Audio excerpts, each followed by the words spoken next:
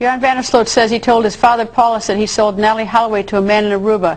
Joran says he recorded conversations between his father and him that referred to this sale and could possibly corroborate what he told us on tape. In a moment you will hear one of those recordings that Joran says took place in early 2008. Now, we've repeatedly reached out to Joran Van Der Sloot's father, Paulus, but he has refused to respond. We cannot verify if the voices on the tape are Joran and his father. The prosecutor in Aruba could do this with his subpoena power. And note, Joran says this is his father on the recording. We had two different experts analyze if the recording was altered. One expert is confident it is not altered, while the other expert has concerns that the recording may have been modified. Here it is. Hoi papa, hoe gaat het? Ja, goed, wel. Ja, ik ben het gewoon een beetje zat, ik kan het niet meer uitstaan. Johan, je moet gewoon volhouden. Kijk, ik wil gewoon dat het over is, het maakt niet uit wat er met me gebeurt. Ik snap het, maar er zijn niet altijd veel dingen gebeurd. Je moet gewoon sterk blijven.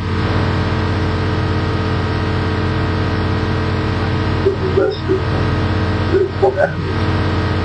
Het is klopt. Johan, je hebt geen andere keuze.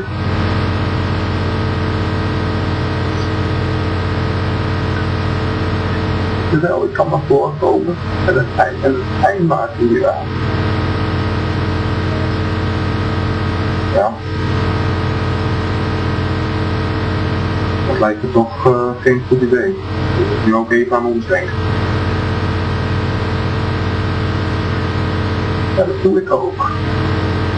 Maar ja, als een meisje vindt, dan is het tenminste bewijs dat ik niet van pijn heb gedaan of zo. Nou, wat je hebt gedaan is vrij erg. Mensenhandel is zwaar strafbaar.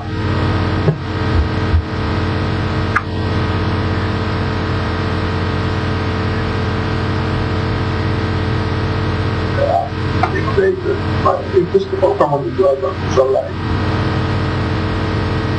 Johan, het is jammer dat ik een bepaalde keuzes heb gemaakt. Maar het moet ook een moment zijn dat het over is. Oké, ik kan hier met niemand over praten, snap je dat? Joran Van Der Sloot's lawyer, Joe Tacopina, joins us live. Joe, am I right you still do represent Joran? I represent him, Greta, for the purpose of the Aruba investigation, which for all intents and purposes is over. You know, quite frankly, when you asked me to come on last week or a few weeks ago, yeah, I hadn't seen this tape. Had I seen this first, I probably would have declined your invitation, Greta, because I just, we could do this, and look, you obviously, you paid him some money to either give him a tape recording or have him give you tapes or to submit to an interview. Wait, let's stop there. Let me explain something. Please. Just so you get it right. He contacted us. He said he had a tape. Yeah. And I said we couldn't buy it, but we could license it. That's what the media does. You license photos, you license recordings, you license tape. He gave us the tape. We had it sent to someone to have it checked out. There were problems with it. I went to Thailand to find out what the story was on the tape, to fill in the blanks, to corroborate it. Okay, so whatever I have, I mean, an email from, I guess, one of your producers, Steph Watts, you know, to Joran talking about the Western Union transaction. Greta, look. That is how the money is transferred. You paid him for a tape. There's no secret. You paid him for a tape that he made and wound up getting an hour interview with him, and so be it, Greta. Look, great TV, great ratings. Do you have a problem with that? Well, yeah, I do have a problem with it, Greta, because if you offer Joran $10,000 tomorrow and ask him to tell you a fifth story, he'll do it. Clearly, he's a sick kid. Clearly, I have nothing to say in defense. I have nothing to say in defense of his actions, Greta. Okay. But I still tell you, and I stand by the notion that the investigation regarding the disappearance of Natalee Holloway has not led to Joran. That's the bottom line. No one expects anyone to believe anything this kid has to say anymore. Quite frankly, he's on the verge of sociopath and despicable. Explain something to me, Joe. Please. Explain to me. According to the timeline, I'm trying to figure this out because I really want this investigated. That's why we're bringing this information forward. Because now stop. There's been resistance from the Aruba. There's been resistance from you, which of course that's your job as the lawyer. I understand that, and I have an appreciation for a defense lawyer. I know you. But we have this.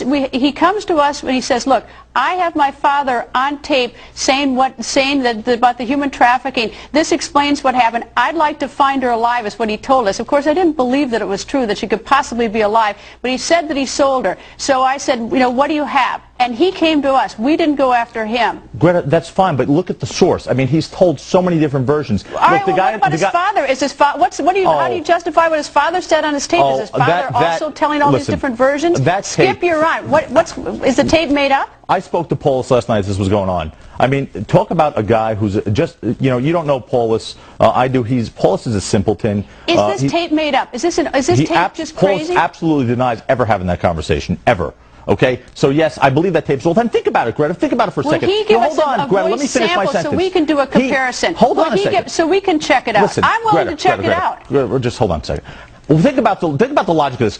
Joran calls you and taped the recorded incriminating conversation with his father. Why? For what purpose? So he could sell it to you? I mean, why would he have an incriminating tape recorded between himself and his father? I'm trying to. All I want to do, Joe, is try to find out. If that's the case, why in July did you have this interview, and why has it not been turned over to it? Why don't you just send it to the authorities? How about the FBI? Did they get a copy of this? If you want to know the practical matter, is because no sooner that we had done, we needed to corroborate to make sure there wasn't a lie, because he named a lot of people. In fact, if you notice, we bleeped out some names as we're trying to investigate. Then we went into what you may have noticed was a presidential election, so we've been busy doing that.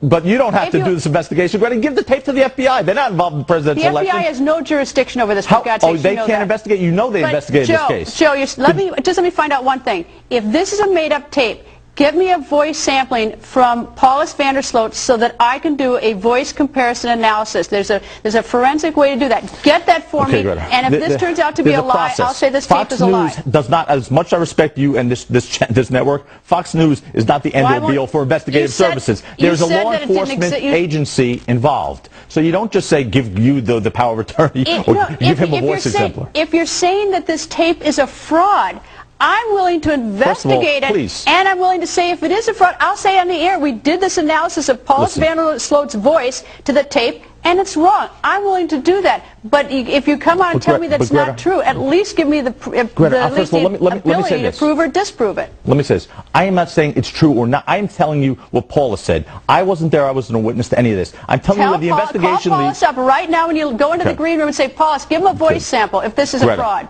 Greta.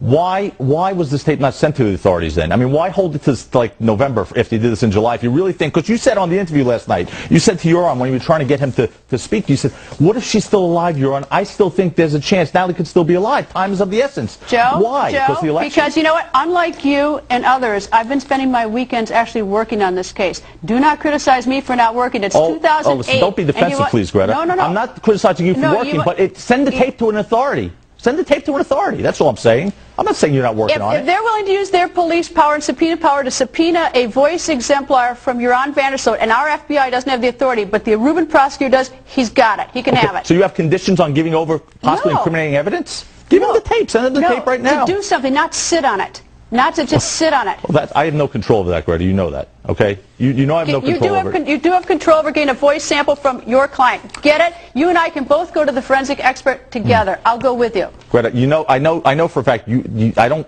because you said it many times last night, that doesn't make sense, Joran, that doesn't make sense. You don't believe a word he was saying on that interview last night, do you? You're dodging. You're dodging. No, Give me the voice sample.